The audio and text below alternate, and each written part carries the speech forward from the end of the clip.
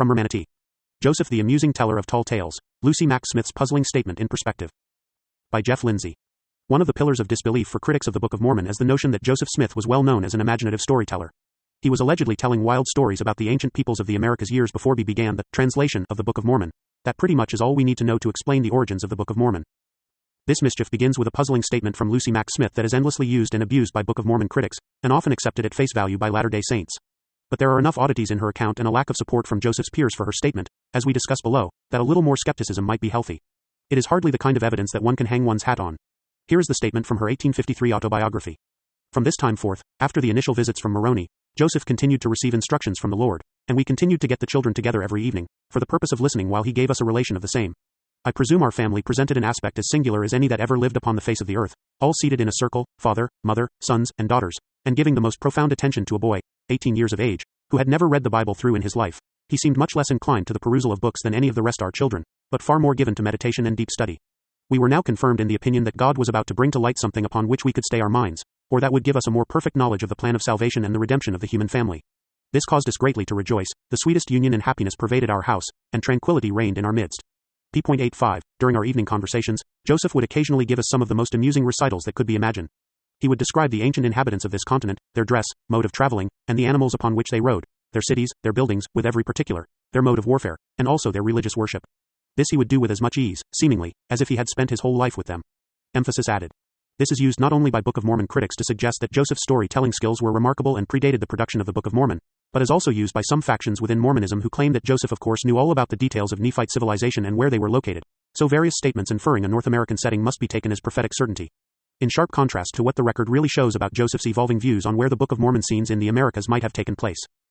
The abuse of Lucy's quote includes episodes when some critics misuse her statement to imply that Joseph had long been interested in the ancient Americas and was telling stories of life in ancient America before he encountered Moroni and the gold plates. Lucy's statement in context clearly indicates that the occasionally amusing recitals were usually quite serious and inspiring, and only began after Joseph was introduced to the Book of Mormon by Moroni, not before. But the way the statement has been edited by the Tanners has caused some confusion in readers. Below is a passage from Mormonism Shadow or Reality, by Gerald and Sandra Tanner, page 81, as discussed in a fascinating report by Robert Vukich in An Incident Concerning page 81 of Mormonism Shadow or Reality, from the 2000 Fair Mormon Conference. The fact that Joseph Smith had a great interest in the ancient inhabitants of the land prior to his translation of the Book of Mormon is no secret to those who have read the history of Joseph Smith by his mother. Mrs. Smith said, I presume our family presented an aspect as singular as any that ever lived upon the face of the earth, all seated in a circle, father, mother, sons and daughters, and giving the most profound attention to a boy, 18 years of age. During our evening conversations, Joseph would occasionally give us some of the most amusing recitals that could be imagined. He would describe the ancient inhabitants of this continent, their dress, mode of traveling, and the animals upon which they rode, their cities, their buildings, with every particular, their mode of warfare, and also their religious worship. This he would do with ease, seemingly, as if he had spent his whole life among them. History of Joseph Smith by his mother, 1954 edition, pages 82 to 83. Lucy's statement in context is the voice of a witness seeing a miracle taking place through Joseph's encounter with Moroni in the Book of Mormon, but the serious and inspiring flavor of her statement becomes a focus on amusing tales from an entertaining storyteller who was skilled at making stuff up, thus explaining away Book of Mormon origins as the work of Joseph's imagination. As edited and presented, that's not exactly true to what Lucy's statement really indicates. Vukich shares his correspondence with the Tanners as he questions their motives and accuracy in their editing of Lucy Mack Smith's quote. It is an interesting exchange that reminds us that some critics, in spite of their proclaimed commitment to truth and accuracy, might take a few shortcuts that can be questioned. The abuse of Lucy Mack Smith's statement to turn the Book of Mormon into the easily explained fruit of an entertaining storyteller has been replayed in many forms. A recent example is in a seemingly scholarly work that is unable to get past the author's personal biases to confront the Book of Mormon seriously. The work is Ann Tave's Revelatory Events, 3 Case Studies in the Emergence of New Spiritual Paths, Princeton University Press, 2016, as reviewed by Kevin Christensen in Playing to an Audience, a review of Revelatory Events, Interpreter, a Journal of Mormon Scripture 28, 2018, 65-114. Christensen offers some significant analysis regarding Lucy Mack Smith's statement that should be considered the next time someone rattles it off as if it helped explain the origins of the Book of Mormon, or as if it takes away from the miracle of what Joseph dictated from a hat while housed in the information vacuum of Harmony, Pennsylvania, a village that essentially no longer exists and wasn't much in Joseph's day with her. Without the aid of manuscripts, a Bible, reference materials, or a technical advisory team scouting the world for Hebraisms, maps of Arabia, details about the ancient Americas, etc. In response to Tave's excessive reliance on Mack Smith's statement, Kevin Christensen offers the following analysis in his review. There are some unexamined oddities about the Lucy Smith quote. Before I would take it as an interpretive foundation, I must consider that, even though a first-hand account, it is not an autograph account, and it is late, dating to an 1844 dictation in Nauvoo to the non-LDS, 24-year-old Martha Jane Corey regarding events in Palmyra 1823 and then not published until 1853. That is, the quote is 6 years older than Joseph Smith's official history from 1838, which Taves takes notable interest in dissecting and comparing with earlier sources. In her discussion of method and sources for Mormonism, she observes, apart from the 1825 agreement with Josiah Stowell and the 1826 court record, both of which are preserved in later versions, we have no real-time access to events until July 1828, when D&C 3, the first real-time recorded revelation, opens a window in the wake of the loss of the first 116 pages of the manuscript. Chapter 1 thus opens with an in-depth analysis of D&C 3, read as a window on that moment rather than as it was interpreted and reinterpreted in later accounts. 21. The Lucy Smith quote, aside from being a late account, rather than early and contemporary, not real-time access, not a direct window on the moment, turns out to be notably odd and unique with respect to Joseph Smith, rather than well supported from a range of sources. Certainly much in Lucy's biography is well supported, but let us recognize the anomaly here. Odd accounts do occur in history, yes, but the account raises questions that should be faced and mentioned before building one's structure there. First of all, the Book of Mormon we have has no descriptions of people riding animals in over 500 pages that include several major migrations and 100 distinct wars. It provides no notably detailed descriptions of clothing, other than armor, and no detailed descriptions of the structure of later buildings. The most detail we get involves descriptions of fortifications with palisaded walls and ditches.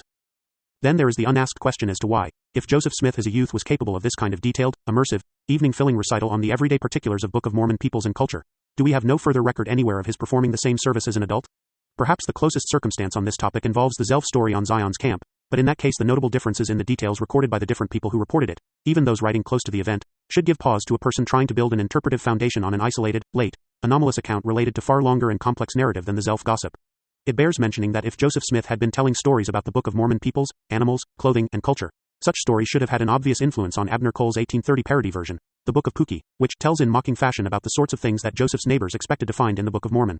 Yet the most notable thing about the Book of Pookie is how utterly different it is from the actual Book of Mormon. The book Joseph Smith produced was emphatically not what his neighbors expected.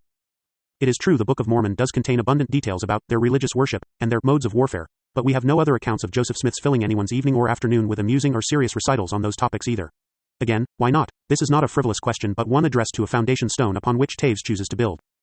The one notable discussion of ancient buildings from Joseph Smith comes as his surprised and delighted review of John Lloyd Stevens' Incidents of Travel Central America as expressed in 2 articles in the Times and Seasons in Nauvoo. I find Michael Coe's report of Joseph Smith's encounter with the Stevens book particularly telling. In 1841, after the Book of Mormon, actually, there was a publication in New York and London of a wonderful 2-volume work called Incidents of Travel in Central America, Chiapas and Yucatan by John Lloyd Stevens, an American diplomat, and his artist companion, the British topographical artist Frederick Catherwood, with wonderful illustrations by Catherwood of the Maya ruins. This was the beginning of Maya archaeology, and we who worked with the Maya civilization consider Stevens and Catherwood the kind of patron saints of the whole thing. Well, Joseph Smith read these 2 volumes, and he was flabbergasted, because what he had dictated about the ancient his mind, these were the ancient cities that he was talking about. They weren't in South America, as he originally thought, they were in Central America and neighboring Mexico. It happens that there are over 500 passages with geographic details for the New World portions of the Book of Mormon, and they have a remarkable internal consistency. But they are not at all consistent with any location in South America, and more particularly, there is no way to fit the internal travel accounts required to a New York Cumorah and a land south that includes South America. Coe doesn't bother to explain how Joseph managed to describe in detail and at length something so very different than he originally imagined, or more accurately, what Coe imagines Joseph imagined. Taves avoids these issues the same way Coe does, by not exploring the Book of Mormon text or Joseph Smith's history or believing Mormon scholarship in enough detail to encounter or generate such problems. In her account, the Book of Mormon is biblical sounding, has a bit of distinctive language in chiasmus, and has a story of shining stones and divine rebuke she reads as analogous to Joseph Smith and the plates. But for purposes of her discussion, it can be defined simply as large and complex, just as the Big Book of Awe is, and as Schuckman's A Course in Miracles is, and as a range of other automatic writings are. Personally, I find the superficiality of her approach to the Book of Mormon to be astonishing in a book that purports to authoritatively account for its existence. And this is true even considering the comment of another sympathetic Catholic scholar, Thomas O.D., who famously observed, the Book of Mormon is not one of those books that one must read in order to have an opinion of it. Reference is omitted. Luce's statement is an oddity. Certainly Joseph discussed things that he learned from revelation with his family, but there is no reason to believe that what he would encounter and dictate in the translation process was already part of a worked-out collection of stories or from a manuscript he was already familiar with. Joseph the remarkable teller of Indian stories is not the Joseph that anyone seems to have known. After the Book of Mormon came out, he didn't tell such stories either. From his sermons, we don't see evidence that he was all that familiar with Book of Mormon peoples and details. We don't see that in the statements of others closely associated with him. Luce's lone statement long after the Book of Mormon was published does not form a solid foundation for understanding the origins of the Book of Mormon. By the way, an important point overlooked by the Tanners and other critics in their use of Lucy Mack Smith's edited statement is that Joseph's family believed him. They believed that this young man had seen an angel and been directed to ancient plates with a sacred record. Daniel Peterson underscores this important point from several angles on his post at Sick et Non. Father and mother believed him. Why should not the children? He quotes, for example, the 1875 testimony of Joseph's younger brother, William Smith. Joseph Smith, at the age of 17 years, with the moral training he had received from strictly pious and religious parents, could not have conceived the idea in his mind of palming off a fabulous story, such as seeing angels, etc. There There was not a single member of the family of sufficient age to know right from wrong but what had implicit confidence in the statements made by my brother Joseph concerning his vision and the knowledge he thereby obtained concerning the plates. Father and mother believed him. Why should not the children? I suppose if he had told crooked stories about other things, we might have doubted his word about the plates, but Joseph was a truthful boy. That father and mother believed his report and suffered persecution for that belief shows that he was truthful. And again in 1884. All believed it was true, father, mother, brothers and sisters. You can tell what a child is. Parents know whether their children are truthful or not. Father knew his child was telling the truth. His parents knew, his family knew, and millions who give the Book of Mormon a chance have also come to know that Joseph was telling the truth.